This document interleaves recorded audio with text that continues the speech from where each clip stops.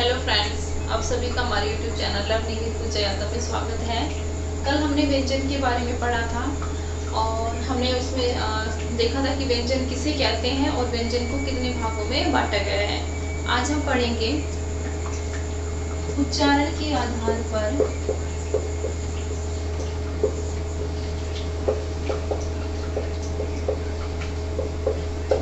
पर व्यंजनों का वर्गीकरण।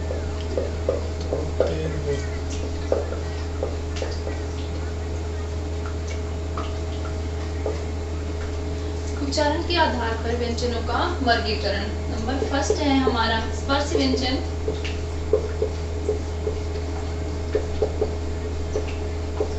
जिनकी संख्या कितनी होती है? 25। परंपरागत रूप से स्पर्श व्यंजनों की संख्या 25 होती है, लेकिन आधुनिक दृष्टिकोण से स्पर्श व्यंजनों की संख्या 16 होती है। सेकंड आता है हमारा संघर्ष स्पर्शी व्यंजन। संघर्ष स्पर्शी व्यंजन। संघर्ष स्पर्शी व्यंजन में च, छ, ज और झ, ये चार जो व्यंजन होते हैं ये क्या होते हैं? हमारे संघर्ष स्पर्शी व्यंजन। संघर्ष स्पर्शी क्यों कहते हैं? क्योंकि इनको ये स्पर्श तो होते हैं, इन व्यंजनों का जब हम उच्चारण करते हैं तो हमारे जीभ में मुख्य किसी न किसी भाग को तो स्पर्श करती है, लेकिन थोड़ा रगड़ कर ये संघर्ष करते हुए हमारी जो हवा है वो बाहर निकलती है, इसीलिए इन क्या बोलते हैं? संघर्ष स्पर्शी व्यंजन। नंबर थर्ड आता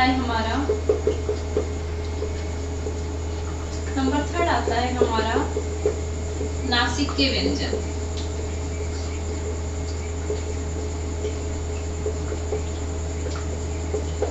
नासिक के व्यंजनों की संख्या होती है 5, यानी प्रत्येक वर्ग का जो पंचम वर्ण होता है उसे हम क्या कहते हैं? नासिक के व्यंजन कहते हैं। यानी जिनका उच्चारण करते समय हमारी जो ध्वनि है वो कहाँ से निकलती है? नाक से निकलती है, इसी कारण उनको क्या बोलते हैं? नासिक के व्यंजन।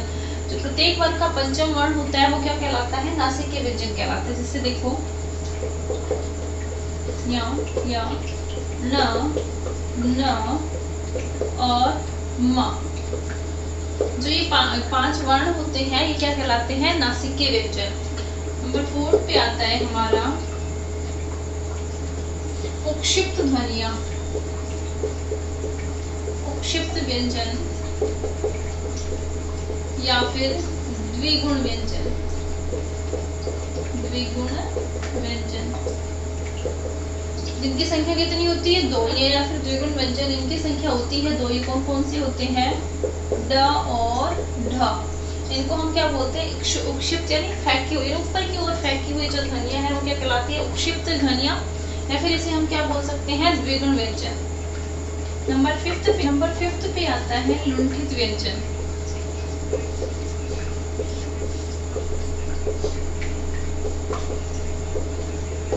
इसमें आता है र, और 6 पे आता है हमारा पार्श्विक व्यंजन।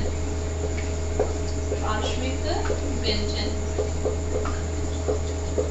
इसमें आता है ल। जो ये लुंठित व्यंजन है ये कौन सा होता है? र, और पार्श्विक व्यंजन के ल जो होता है वो क्या होता है? हमारा पार्श्विक व्यंजन। फिर आता है हमारा अर्ध स्वर या फिर अंतस्थ व्यंजन। अंतस्थ व्यंजन। अंतस्थ व्यंजनों की संख्या 4 होती है, यानी ऐसे वर्ण जिनका उच्चारण करते समय हमारी जो हवा है वो अंदर ही स्थित रहे, बाहर ना निकले, वो क्या कहलाते हैं? अंतस्थ व्यंजन। य, र, ल और व। य, र और ल और व, ये जो 4 वर्ण होते हैं इन्हें हम क्या बोलते हैं? अंतस्थ या फिर अर्धस्वर। इनको अर्धस्वर क्यों बुलाया जाता है? क्योंकि ये ऐसे वर्ण है य और र। य और र जो वर्ण है इसका प्रयोग हम हिंदी की यण संधि, जो स्वर संधि का एक भाग होता है उसमें भी हम इसका प्रयोग करते हैं, इसी कारण इसे क्या कहते हैं? अर्धस्वर। 8 पे आता है हमारा ऊष्म व्यंजन।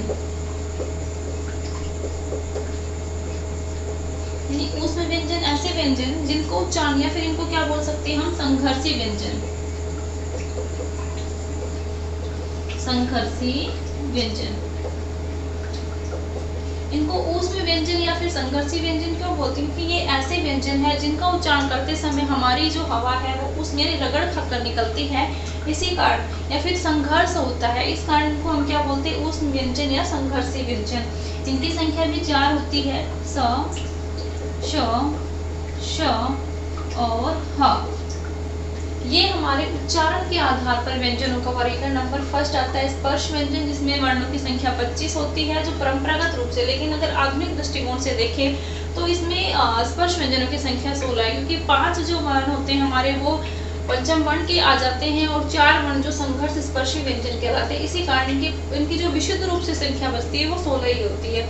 सेकंड में आता है संघर्ष स्पर्शी व्यंजन, ज, छ, ज और झ जो होते हैं संघर्ष स्पर्शी कहलाते हैं नासिकीय व्यंजन। प्रत्येक वर्ण का पंचम जो वर्ण है वो नासिकीय व्यंजन कहलाता है। फिर आता है उक्षिप्त व्यंजन या द्विगुण व्यंजन। उक्षिप्त यानी ऊपर की ओर फेंके हुए जो वर्ण है वो क्या कहलाते हैं? उक्षिप्त व्यंजन। इसमें ड और ढ, इनसे कभी भी शब्दों की शुरुआत नहीं होती, या तो ये शब्द के बीच में आते हैं या फिर ये शब्द के अंत में आते हैं। लुंठित व्यंजन र होता है। पार्श्विक व्यंजन कौन सा होता है? ल। अर्धस्वर या फिर अंतस्थ व्यंजन, इनकी संख्या भी 4 होती है, य, र, ल, व। और ऊष्म व्यंजन या संघर्षी व्यंजन, इनकी संख्या भी 4 होती है, श, श, श, श और ह। अब हम पढ़ेंगे स्वर तंत्री में कंपन के आधार पर व्यंजनों का वर्गीकरण। स्वर तंत्री में कंपन के आधार पर व्यंजनों को 2 भागों में बांटा गया है। स्वर तंत्री में कंपन के आधार पर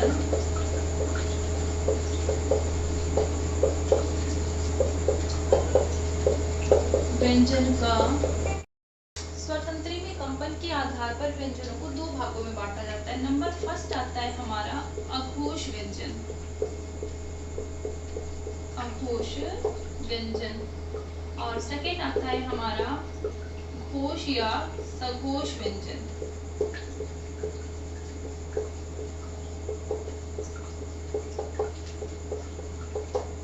अघोष व्यंजन किसे कहते हैं? यानी ऐसे वर्ण जिनका उच्चारण करते समय हमारे स्वर तंत्री में कंपन ना हो। का अर्थ क्या होता है? नहीं, क्योंकि इसमें उपसर्ग लगा हुआ है। तो यानी ऐसे वर्ण जिनका उच्चारण करते समय हमारे स्वर तंत्री में कंपन नहीं होता है तो वो कौन से व्यंजन कहलाते हैं? अघोष व्यंजन। और जिनका उच्चारण करते समय हमारे स्वर तंत्री में कंपन होता है वो क्या कहलाते हैं? सघोष व्यंजन। प्रत्येक वर्ग का पहला, दूसरा वर्ण व श, श, श, ये जो वर्ण होते हैं ये क्या कहलाते हैं? अघोष व्यंजन। और सेकंड आता है हमारा सघोष व्यंजन।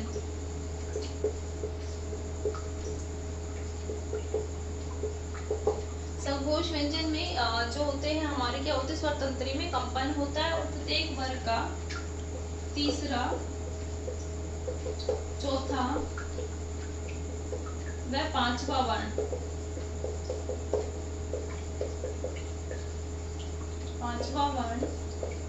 और य, र, ल, व है, ये जो होते हैं क्या कहलाते हैं? सघोष व्यंजन।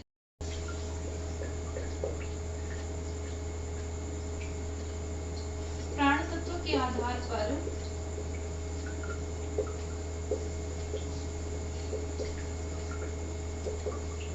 व्यंजनों का वर्गीकरण।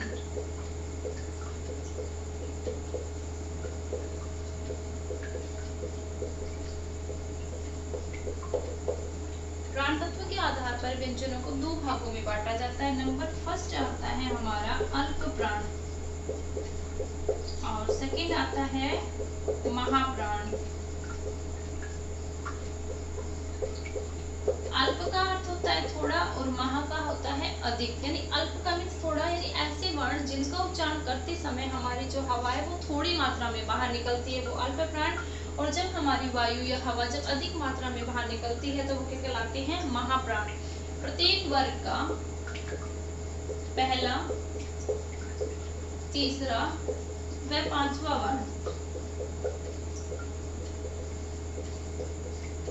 और या, व, र, ल, ये जो वर्ण है य, र, ल, व, प्रत्येक वर्ग का पहला, तीसरा व पांचवा वर्ण और य, र, ल, व। ये जो वर्ण होते हैं ये कहलाते हैं अल्प प्राण और प्रत्येक वर्ग का दूसरा, चौथा व श, श, श और ह, ये जो वर्ण है ये कहलाते हैं महाप्राण। यहाँ ये अब इसमें ये स्वतंत्र के में कंपन के आधार पर व्यंजनों को दो भागों में बांटा जाता है, अघोष व्यंजन और सघोष व्यंजन। और प्राण तत्व के आधार पर व्यंजनों को दो भागों में बांटा जाता है, अल्प प्राण व महाप्राण। आगे की वीडियो में हम इनके क्वेश्चंस के बारे में देखेंगे।